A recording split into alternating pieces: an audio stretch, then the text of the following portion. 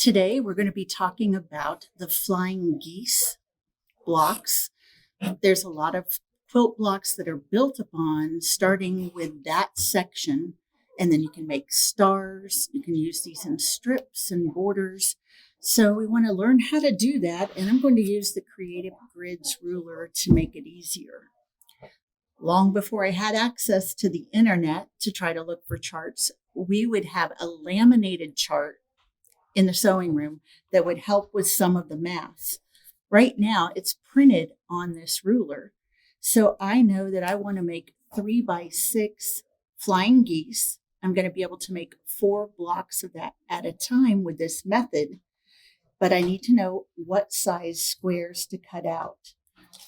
I've been making a lot of flying geese blocks because I'm working on a quilt and it's all made of flying geese blocks. But I had so much fun on a recent project making 4 blocks at a time with this method, so I wanted to do it again. I'm going to show you how you can do this using the ruler from Creative Grids.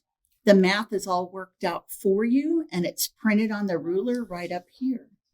I want to make 3x6 blocks, and so it says I'm going to need large squares that are 7 3/4 inches.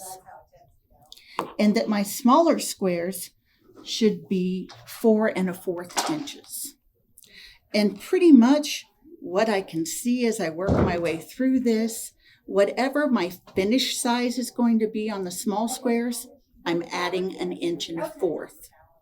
Whatever my finish size will be on the big squares, I'm adding 1 3/4 inches.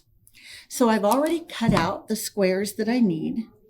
And I'd like to show you how to use the ruler, how to sew these together to be able to make 4 fast flying geese with this project. Using this ruler, you have the ability to make blocks that are anywhere from 1/2 by 1 inch to 4 inch by 8 inch, using all of the guide marks that are on this ruler. There's not a lot of equipment that's needed to do this. I have this ruler. I've already cut out pieces to do a sample block.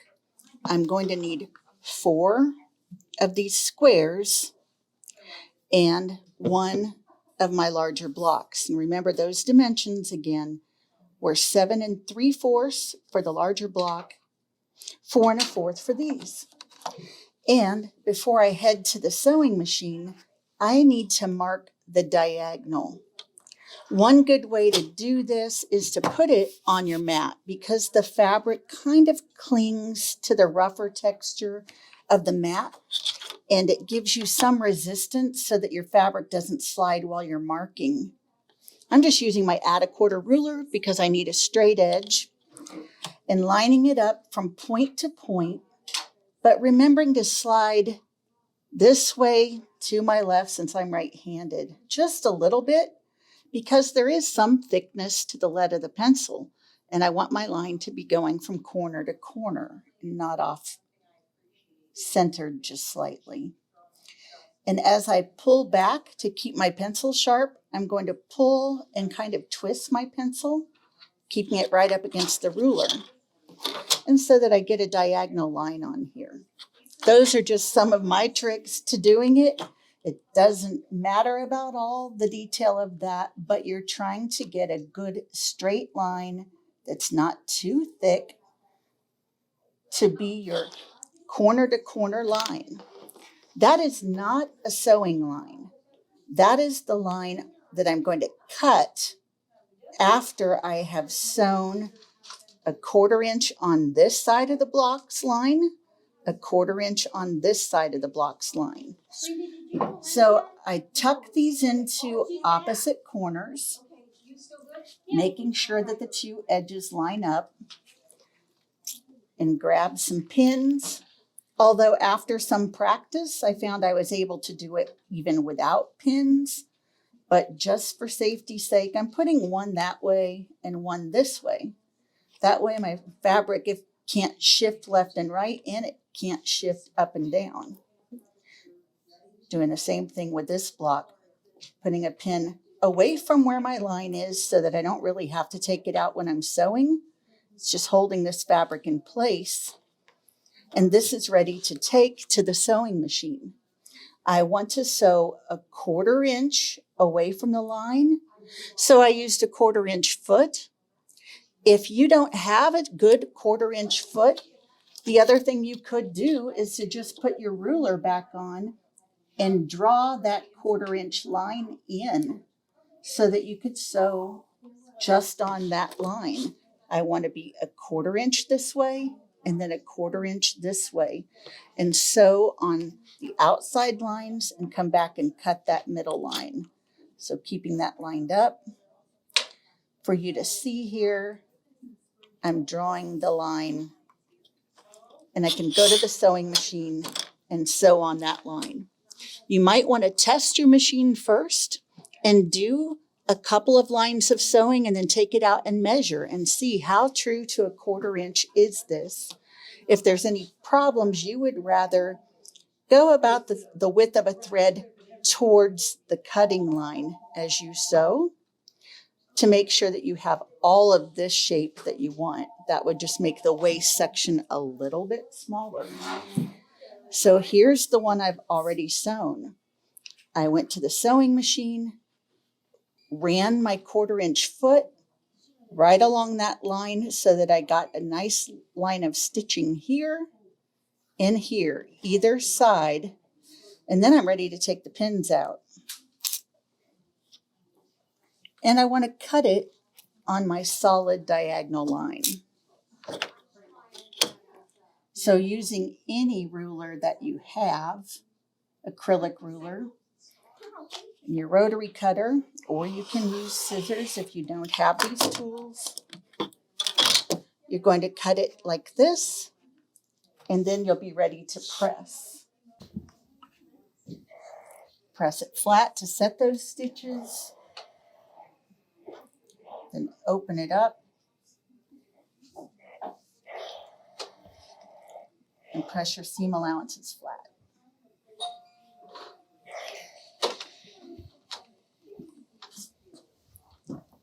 So I have these little heart shapes, and I need to add 2 more squares. So I'm going to put this one here, nuzzled into the corner, and this one here.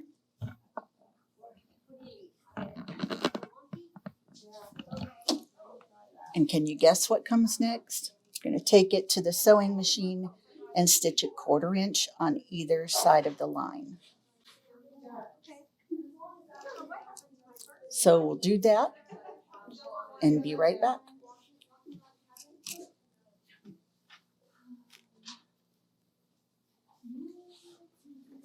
Do you want to videotape it at the sewing machine? Yeah.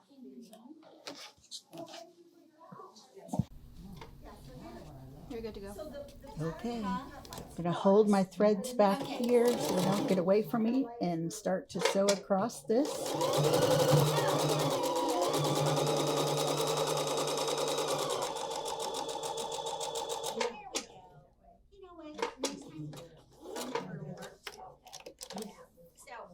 And then you can just do this like chain piecing to do a lot of blocks at once after you've made your first test block. But before you cut them all out and sew, you want to make sure that your first block is going to come out to the measured size that you wanted.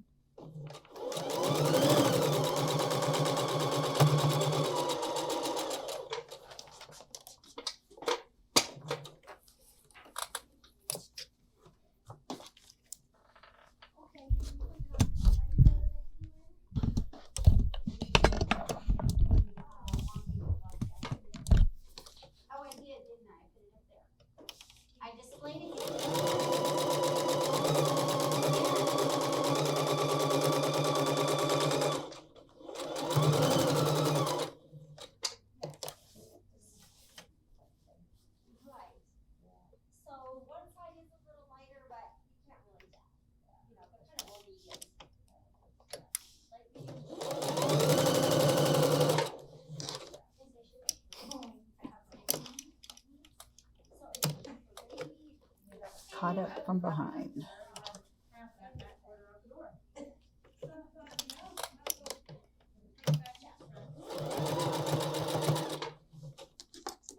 That's not cooperating. There we go. Just caught the thread.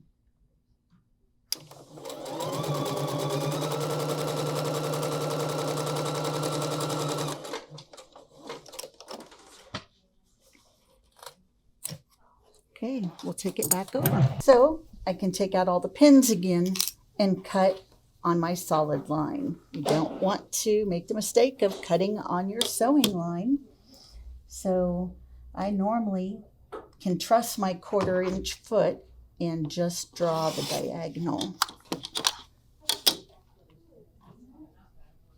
So once we cut these, then we're ready to press it open and we'll have each of our units.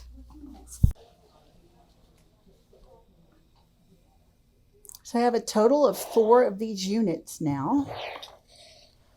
But you might notice there's a lot of extra white fabric up there. With this technique, you're making the blocks larger and then trimming them down to the perfect size. And that way you get much more accuracy with your finished blocks. So as we did before, set the iron on the stitching that I just did, which with all the steam and heat tends to kind of pull that thread in tight and make it lay really smoothly along with the threads of the fabric.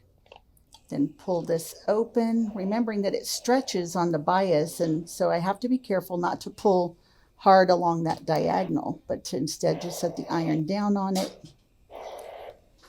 And I have the finished block all steamed. So these are going to be trimmed down now using our tool. This is where Creative Grid's ruler really comes in handy, because it shows for each of the sizes a line to line up with my point right here. So for this one, it's white, 3 by 6. So on this light gray, that's not as easy to see, but on the red it sure is. And I just tuck it right up there in the corner. And what it's going to do is when I trim right along the top and this side, I'll have a 1/4 inch seam that's very accurate along the top. I'm going to cut this part off and this part off. And then turn it around to the bottom, turn my block around. Again, it says 3 by 6, and it's white for this one. So I'll lay it in here, match up the corners, and trim this side and this side. Now I have a flying geese block that should line up, and your points will work out really well with that exact 1/4 inch. Look how accurately this fills the space. I'm getting my 1/4 inch, trimming the rest of this off. I didn't run exactly along the side there. Okay, turn it around. Line up this white line with the edge of the block. And at the same time, it does have the V printed right here so that I can double check that that's accurate as well. And then get this side off and across this last side. It's all been trimmed. And soon I could have 4 of these. That would make maybe one of my square blocks. I've made flying geese a lot of other ways, and they never turned out looking this perfect. This is definitely the way to go.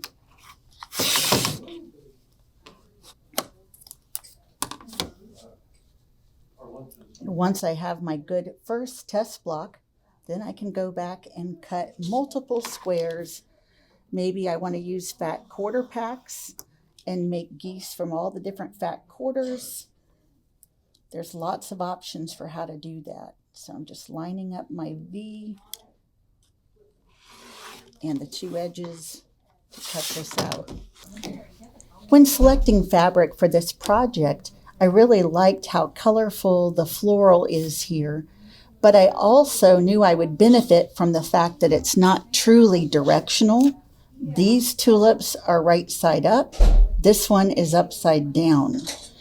Why is that important in putting a quilt together? If I take this square and it was all directional, then when I make my blocks and cut them out, some of them would be going sideways, some would be going up and down. And that might be bothersome to the quilt maker. They may want them all to still have that upright orientation. Using a directional fabric in trying to make flying geese in this method may or may not be a problem for your design. I was working with this line from French General, and there's a print that has kind of a seashell look to it. And you'll see it in some of the blocks where it may be oriented up and down. It may be sideways facing the right. It may be sideways facing the left. Now, for my project, that wasn't going to matter. But if you're using something with a stripe or that has a real directional novelty print, you may want to avoid that when using the method of cutting all four from the same square because you don't have any control of that orientation. In this case, this was the background fabric, and then I just used a variety of the blues. So when I talked about choosing a fat quarter pack and using many of the fabrics featured in a collection, this is the kind of result that you might get when doing that. Fast flying geese that are fun to make and very accurate with the help of the Creative Grids ruler. Thanks for watching.